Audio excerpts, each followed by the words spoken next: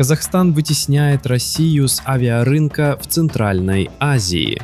Казахстан после обретения независимости продемонстрировал, как правильно использовать свои ресурсы для развития экономики и инфраструктуры. Пока Россия мучается с экономическими проблемами, санкциями и отсутствием инвестиций, важным событием в 2024 году стало объявление на Центрально-Азиатском авиационном саммите в Астане о создании странами региона собственного органа регулирования гражданской авиации, отдельного от России.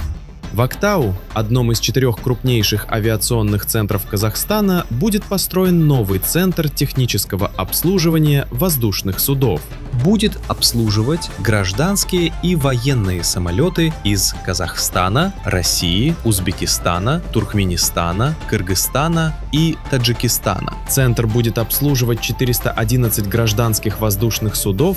В результате реализации проекта мощность обработки грузов аэропорта увеличится до 200 тысяч тонн в год, а годовой оборот составит почти $1 миллиард. Казахстан после обретения независимости продемонстрировал хороший пример для Башкортостана, как правильно использовать свои ресурсы для развития экономики и инфраструктуры. Канал Руслана Габасова. Подписывайся, ставь лайк и распространяй это видео.